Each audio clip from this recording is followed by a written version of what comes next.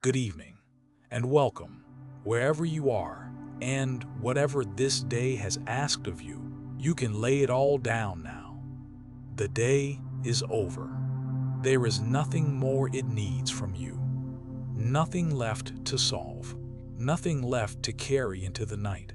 So let us begin the way we always begin, with one slow breath.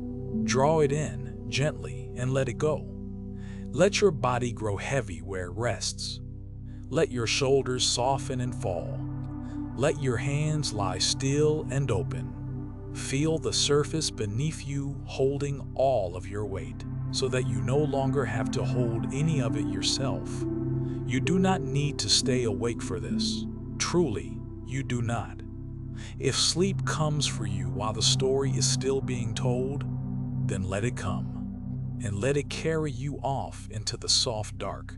You will lose nothing. The story is only here to walk beside you for a little while, down toward the quiet country of sleep. So we will not hurry. We will move slowly tonight, the way a vast and gentle ocean moves, rising and falling, turning slowly under the stars. We will linger in each place before we move on. Tonight, we are going to India, to the India of myth and of vast imagination, of stories so old and so grand that they make the heavens themselves into a stage. For of all the peoples of the world, few have imagined the cosmos on such an enormous scale as the old storytellers of India. They imagined time without beginning and without end, turning in great wheels of creation and destruction, age upon age, world upon world. And they peopled it with gods beyond counting, and with oceans the size of the sky. And tonight, we are going to follow one of the grandest of all their stories. A story about an ocean, not an ocean of water, but a vast cosmic sea, a shining ocean of milk, stretching out beyond the edges of the world, and about how the gods and their ancient rivals, working together for once, took a mountain for a churning stick and a great serpent for a rope, and churned that cosmic ocean slowly for an age, to draw out of its depths the most precious thing in all the universe, the nectar of immortality itself. It is a story full of wonders, of treasures rising out of the deep, of a poison that could end the world, and a God who swallowed it to save us all, and of the patient, turning, churning work by which the old Indians believed the greatest things are won. It is a slow and a soothing story, a story of vast and gentle motion, perfect for the drifting down into sleep.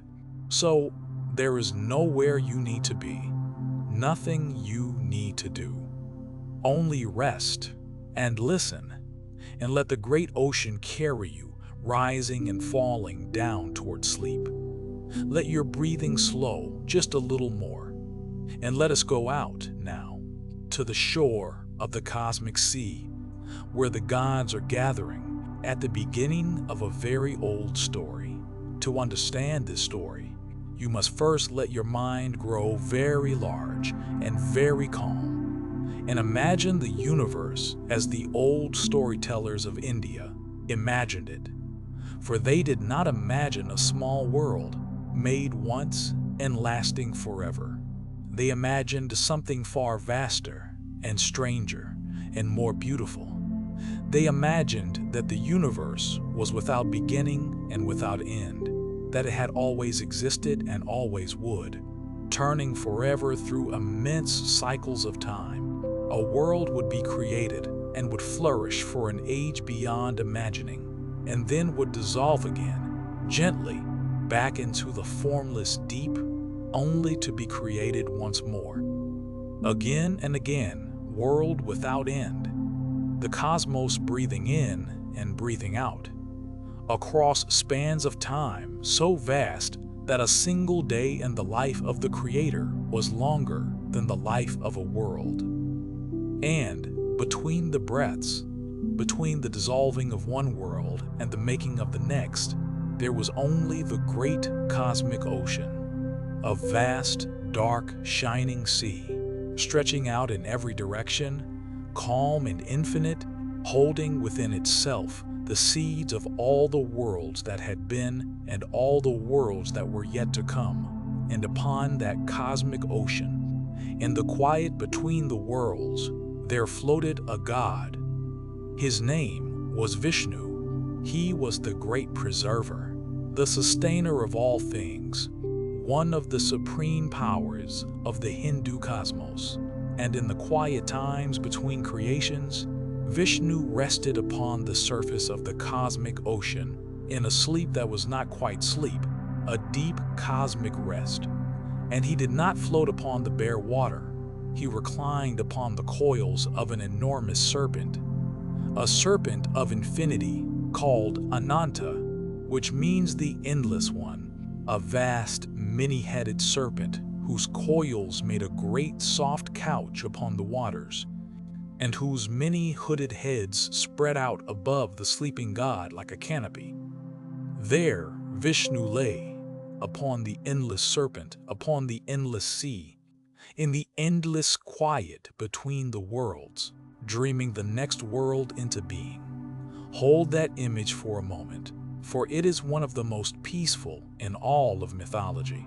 The dark and shining cosmic ocean, still as glass, stretching out forever.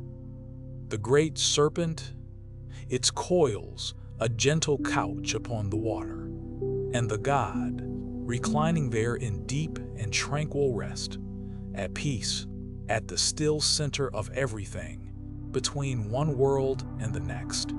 There is no hurry there. There is no fear.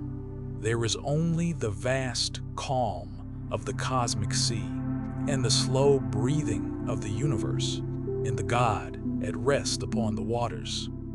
And when the time came, out of Vishnu's cosmic dreaming, a new world would unfold, and that world would be filled, as all the worlds were, with its great powers and its living things. And among the greatest of those powers were two ancient families, two mighty races of beings, who were forever in tension with one another. There were the Devas, the shining ones, the gods of the heavens, beings of light and order and goodness, who dwelled in the high celestial realms and watched over the world. And there were the Asuras, their ancient rivals, powerful beings too, mighty and proud, but turned more toward power and appetite and pride, often set against the gods, the eternal counterweight to the shining Devas. And these two, the Devas and the Asuras, the gods and their rivals, were always in a kind of cosmic balance and a kind of cosmic struggle. And it is from a moment in that ancient struggle that our story tonight begins.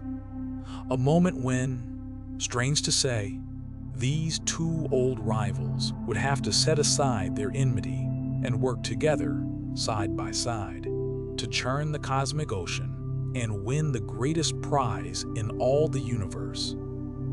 There came a time, the old story says, when the Devas, the shining gods themselves, fell into weakness. It happened through a curse. A great sage, a being of immense spiritual power, had once offered a garland to Indra, the king of the gods. And Indra, in a moment of carelessness and pride, had treated the gift without proper respect and let it fall and be trampled.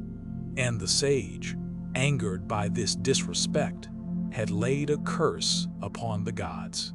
He declared that the Devas would lose their strength, their vigor, their fortune, and their immortality, that they would grow weak and weary and subject to decay like lesser beings.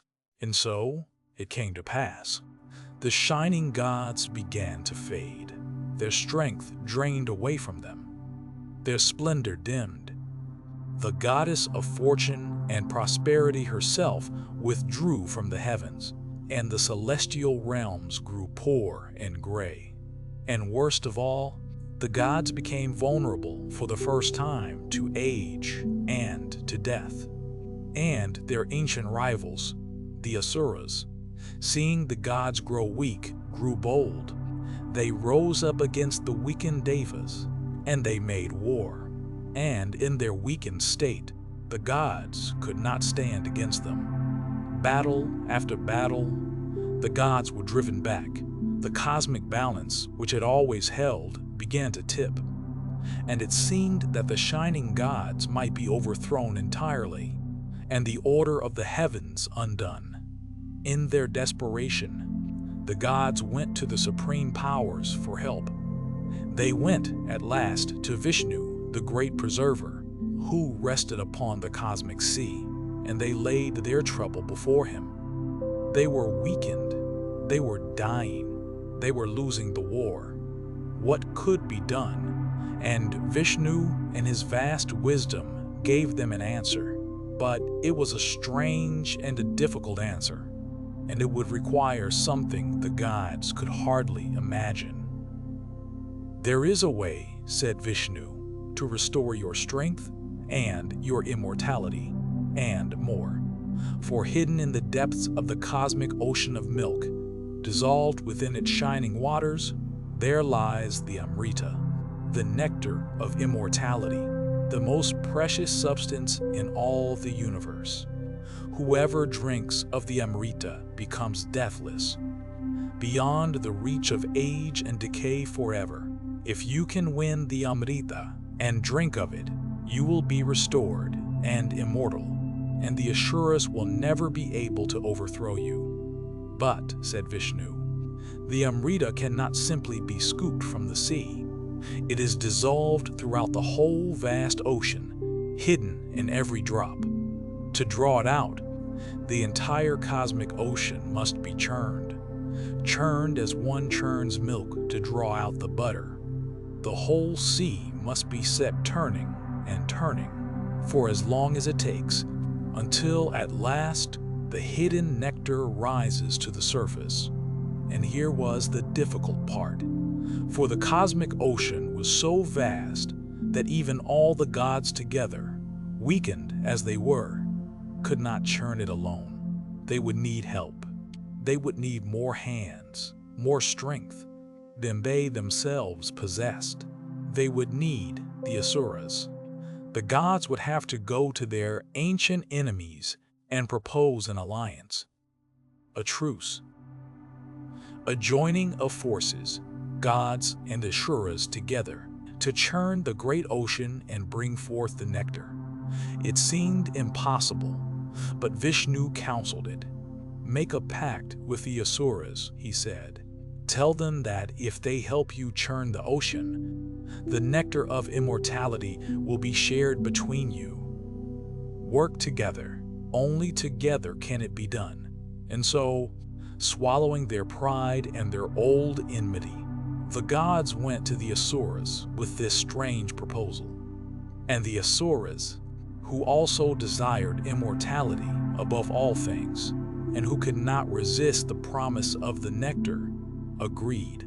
The ancient enemies clasped hands, and together they turned toward the shore of the great cosmic ocean to begin the most enormous task that had ever been attempted. To churn an ocean, you need a churning stick, and to turn the stick, you need a rope. But what stick could churn a cosmic sea? And what rope could be wound around it? The gods and the Asuras looked upon the vastness of the ocean, and they understood that they would need tools as vast as the task. And so they chose, for their churning stick, a mountain, not an ordinary mountain. They chose Mount Mandara, a great and sacred peak, enormous beyond reckoning, one of the pillars of the world. This mountain, they decided, would be their churning stick. They would set it upright in the middle of the cosmic ocean and turn it round and round to churn the waters. But first, they had to move it. and even for the combined might of the gods and the asuras. Uprooting an entire mountain and carrying it to the sea was a labor beyond labors. Together they heaved and strained, and at last they tore the great mountain up from its roots and bore it, with enormous effort, to the shore of the cosmic ocean, and made ready to set it in the waters. And for their rope, the thing they would wind around the mountain and pull to make it turn, they chose a serpent. The great serpent king, Vasuki, a vast naga, a divine snake of enormous length and power. Vasuki agreed to serve as the churning rope. He would wrap his immense body around the mountain, and the gods would take hold of one end of him, and the asuras the other, and by pulling him back and forth, first one side and then the other, they would spin the mountain round and churn the sea. So they set the great mountain upright in the middle of the ocean, and they wound the serpent, Vasuki, around it, like a rope around a spindle, and the gods and the asuras took their places. But here a small dispute arose, as disputes will, even at the beginning of great works. For the asuras, proud as ever, insisted on holding the head of the serpent, the nobler end, as they saw it, and would not take the tail. And so the gods took the tail of the serpent, and the asuras the head. And as we shall see, this small matter of pride would have consequences. But there was a deeper problem still. For when they set the great mountain upright in the sea and began to bear down upon it to turn it, the mountain, having no foundation beneath it, simply began to sink. Its enormous weight pressed down into the cosmic waters, and down it went, sinking into the depths, unable to stand. Without something to support it from below, the churning could not even begin. And here, the great preserver, Vishnu, came to their aid in a wonderful way. For Vishnu had the power to take many forms, to descend into the world in many shapes, as the need arose. And now he took the form of an enormous tortoise, a vast cosmic turtle of unimaginable size, and he dived down beneath the sinking mountain, down to the floor of the cosmic sea. And he placed the great mountain upon his own broad back, and there he held it, steady and unmoving, a living foundation in the depths, bearing the whole enormous weight of Mount Mandara upon his shell, so that it would not sink, and the churning could go on. So now everything was in place. The mountain set upright in the sea, resting upon the back of the great tortoise far below. The serpent wound around it for a rope, the gods at the tail, the asuras at the head, and the whole vast cosmic ocean, stretching out around them, waiting to be churned. And they began to pull. The asuras pulled upon the head of the serpent, and the mountain turned one way. And then the gods pulled upon the tail, and the mountain turned the other way. And then the asuras pulled again, and then the gods, back and forth, and the great mountain began to spin round and round in the middle of the cosmic sea, and the churning began. Picture it, if you can, on its enormous scale, the vast shining ocean of milk stretching out to every horizon, the great mountain rising up from the center of it, turning. The immense serpent wound around it, his body pulled first this way, then that. On one shore, the shining ranks of the gods, heaving upon the serpent's tail. On the other, the mighty ranks of the asuras, heaving upon his head. And between them, the mountain spinning and the ocean beginning, slowly, to move. At first, the great sea only swirled, gently, around the turning mountain. But as the churning went on, hour upon hour, age upon age, the ocean began to move in earnest. Great currents formed, the waters rose and fell, waves rolled out from the spinning mountain in vast rings, breaking against the distant shores. The whole cosmic sea was set turning, slowly and mightily, like cream in an enormous churn. And it went on for a very long time. The old story speaks of 1,000 years of churning, and longer. For this was no quick task. To draw the hidden nectar out of an entire ocean is the slowest work imaginable. And so the gods and the asuras pulled and rested and pulled again, turning the great mountain, churning the great sea, on and on and on, through an age of patient, rhythmic, ceaseless effort. Pull and turn, pull and turn, the endless rhythm of the churning, rolling on across the cosmic waters. There is something deeply soothing in that image of the long churning, the patient, repetitive, rhythmic motion of it, the great sea rising and falling, the mountain turning, the two ancient enemies, for once, working in time with one another, pull and pull, in a rhythm as steady as breathing, as steady as the tides, as steady as the slow turning of the stars overhead. For an age, this was the work of the universe, the churning of the cosmic sea. And as they churned, the friction of the great spinning mountain and the breath of the mighty serpent began to have powerful effects. The serpent Vasuki, pulled back and forth for so long, grew weary and strained, and from his great mouths he began to breathe out clouds of hot vapor. And the spinning of the mountain heated the waters, and slowly the churned ocean began to change. Its surface began to shimmer with new substances. Rising up out of the churned and heated deep, something was beginning to come forth from the cosmic sea. But the first thing to rise out of the churning was not the nectar they had hoped for. The first thing to rise was something terrible, something that threatened to end not only the churning, but the entire world. Out of the churned and heated ocean, before any treasure, before any nectar, there rose a poison. It is called, in the old stories, the hala hala, and it was the most terrible poison that has ever existed or ever could. As the churning grew fierce, as the serpent breathed his hot breath and the mountain spun and the waters heated, this deadly poison was the first thing drawn up out of the deep.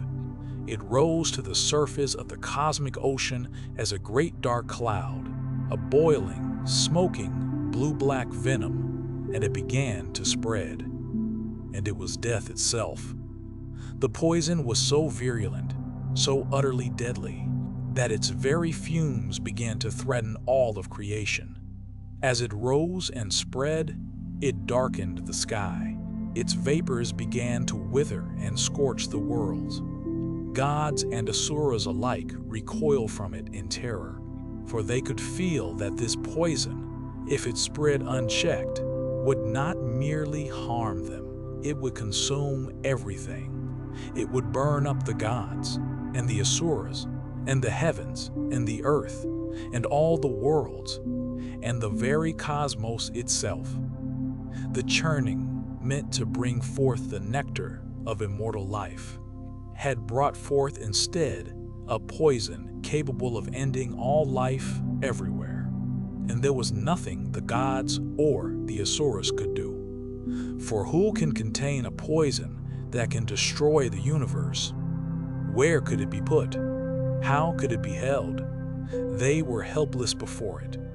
All the mighty churners, gods and demons alike, watching in horror as the world-ending venom rose and spread across the cosmic sky. And so, in their terror and their helplessness, they turned to the one power who might be able to help them. they cried out to Shiva. Shiva, one of the very greatest of the gods, the supreme being of transformation, of destruction and renewal, the great ascetic god who dwelled in deep meditation upon the high cold mountain. Shiva, who was beyond all fear, beyond all harm, the god who danced the dissolution in the rebirth of worlds. To him the desperate churners cried out, "Save us, save the world. Only you have the power to face this poison." And Shiva heard them, and in his great compassion, he came, and he looked upon the world-ending poison, the Hala Hala, spreading its death across the cosmos. And he did a thing of such courage and such selflessness that it is remembered and honored to this very day. He gathered up the poison, the whole of it, all that terrible world-ending venom. He took into his own hands, and he raised it to his lips, and he drank it. He drank the poison that could have destroyed the universe. He took it into himself to save all the worlds, to spare every living thing. And as the deadly venom passed his lips, his consort, the goddess, in her alarm, pressed her hands to his throat to stop the poison from passing down into his body and doing him harm. And so the poison did not go down into Shiva. It stayed there, held in his throat, and it did not kill him, for he was beyond death. But it did one thing. The terrible venom, held forever in his throat, stained it a deep and lasting blue. And from that day, Shiva is known by a special name, Nilakantha, the blue-throated one, the god whose throat is forever marked blue. By the poison he drank to save the world, it became one of his most honored titles, a sign not of harm, but of his boundless compassion and his willingness to take the worst of all things into himself, so that others might be spared. And so the poison was contained, the world was saved, the death that had risen out of the churning was held forever in the blue throat of the great god. And the churners, gods and asuras alike, having been spared from utter destruction, took up the serpent once more and bent again to their task, and the churning of the ocean went on. But now, having passed through the poison, the ocean was ready to give up its treasures. After the poison, the wonders began to rise. For now, as the gods and the asuras churned on, the cosmic ocean, having yielded up its poison, began to yield up its treasures. One by one, out of the shining churned waters, marvelous things arose, gifts of the sea, each one a wonder, rising to the surface and coming forth into the world. There rose, the old stories say, a wish-granting cow. Kamadhenu, the divine cow, the mother of abundance, from whom all nourishment flows, who could grant any wish and provide any need. She rose from the churned ocean and was received with wonder. There rose a wondrous tree, the Kalpavriksha, the wish-fulfilling tree, whose branches grant every desire, a tree of pure abundance and granting, blossoming up out of the cosmic sea. There rose a great white elephant, Airavata, magnificent and gleaming, who would become the Mount of Indra, the king of the gods. And there rose other divine creatures, and a great white horse, and gems beyond counting. There rose the moon itself, pale and luminous and cool, rising up out of the churned ocean to take its place in the sky. And there rose celestial beings, the Apsaras, the graceful dancers of the heavens, beautiful beyond description. And then there rose the most beautiful of all, for up out of the shining sea seated upon a great blooming lotus, there rose the goddess Lakshmi, the goddess of fortune, of prosperity, of beauty and abundance and grace, the very goddess who had withdrawn from the heavens when the gods were cursed.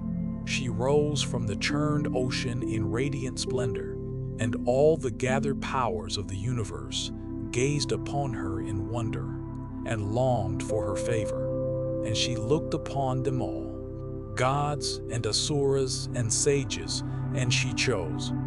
She went to Vishnu, the great preserver, and took her place at his side as his eternal consort.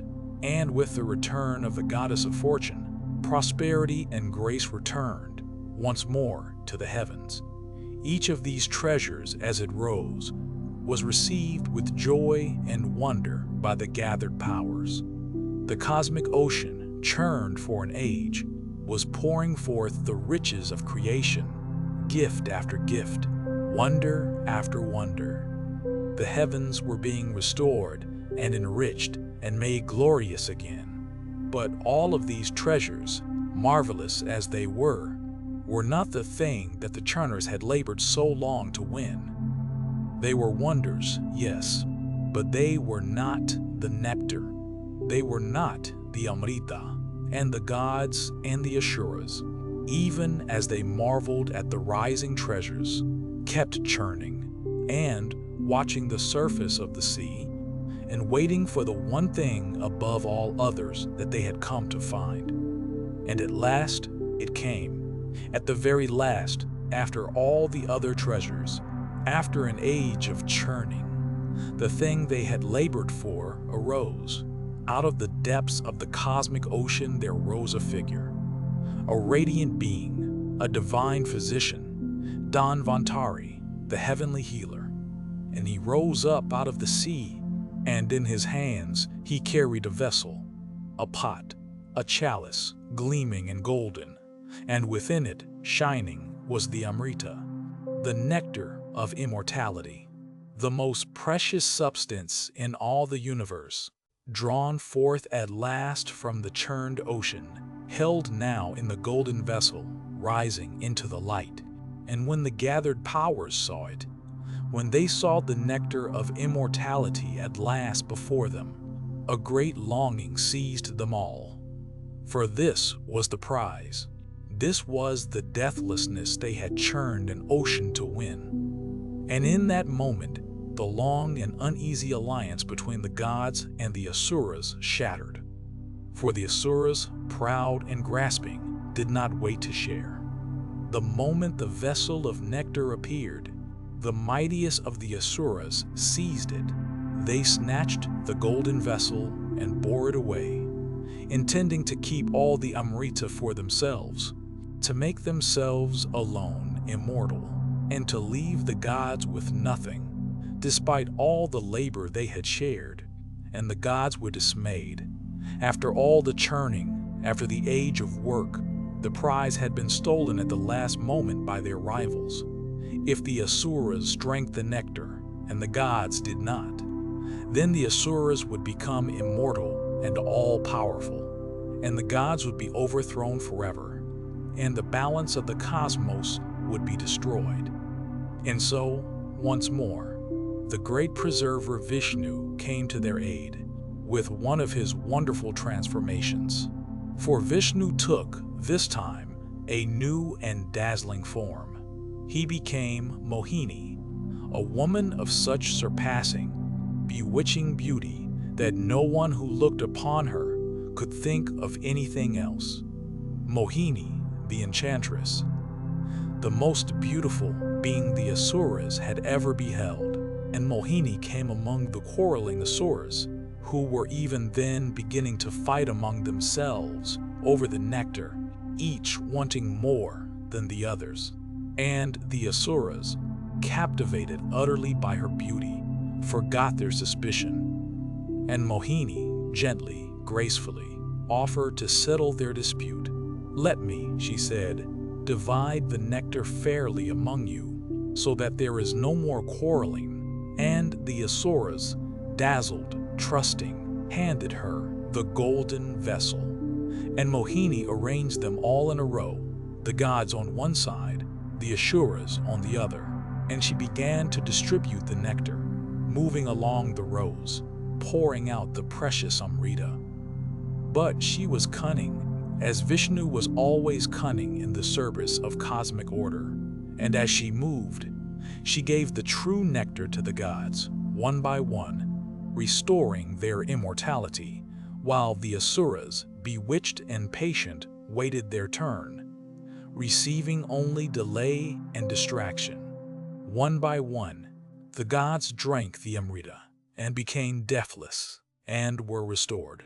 And by the time the asuras understood the trick, it was too late. The gods had drunk the nectar. Their immortality was restored. Their strength came flooding back. And now, deathless and renewed, they were once more than a match for their rivals. The balance had been restored. The gods had won the Amrita, and with it, their place at the head of the cosmos. There was a final struggle. When the asuras realized they had been outwitted, a great battle between the renewed gods and the cheated asuras. But the gods, immortal now, and restored to all their strength, prevailed. The asuras were driven back, and the order of the heavens was secure once more. And so the great churning came to its end. The poison had been drunk by Shiva, and the world saved. The treasures had risen, and the heavens been enriched. The goddess of fortune had returned, and the nectar of immortality had been won, at last, by the shining gods, after an age of patient, churning labor upon the cosmic sea. So that is the story of the churning of the ocean, of the mountain and the serpent, the poison and the nectar, and the long, slow, patient turning of the cosmic sea. It is a vast story, told on the grandest of scales. But beneath all its cosmic grandeur, there is something in it that is very close and very human and very gentle if you look for it. For think about what the churning really is. It is the drawing out of something precious from something vast and unformed. It is the patient, repetitive, long-continued effort by which the deepest treasures are won. The old Indian storytellers knew that the best things, the truest things, the nectar of life itself, do not come quickly or easily. They come slowly. They are churned up over a long time by patient and rhythmic effort. The way butter is churned from milk, the way wisdom is churned from a long life. And they knew something else too, something gentle and true. They knew that the churning brings up the poison before it brings up the nectar, that before the sweetness there is often bitterness, that the same process which yields the greatest treasures also yields, first, the hardest things, and that the answer is not to stop churning, but to find a way to hold the poison, as Shiva held it, with courage and compassion in the blue of his throat, and then to keep on turning and turning until at last the nectar rises. And that, in the end, is the gift this old story offers you here tonight as you lie in the quiet at the close of your day. Your own day has been a kind of churning, the turning and the effort, the mixing of the bitter and the sweet, the long patient work of being alive. And now, tonight, the churning comes to rest. The great mountain slows. The cosmic sea grows calm and still. And out of the long turning of your day, something has been drawn. Some small measure of living, of doing, of being, added to the deep treasure of your life. And now there is nothing more to churn, nothing more to draw out. Now there is only the stillness of the cosmic ocean between the turning of one day and the next. The vast, calm sea, stretching out forever under the stars. And you, resting upon it, like the great God upon the endless serpent, in the deep and tranquil quiet between the worlds. So let yourself rest there, now, upon the still cosmic sea. Let the churning of the day grow quiet. Let the waters smooth, and the great mountain still, and the long effort cease. There is nothing you need to draw out tonight. There is only rest upon the gentle, shining, endless sea, in the deep peace between one turning and the next. The poison is held safe in the blue throat of the god. The nectar is won. The treasures are gathered, and the cosmic ocean is calm and still and holding you gently through the night. And in the morning, the great wheel will turn again, and a new day will rise out of the deep, as new worlds always rise. But that is for later. That is for the morning. For now, there is only the still sea and the deep quiet and the gentle rest upon the waters. So rest now. Let go. Let the churning cease. The morning will rise on its own out of the deep. Good night.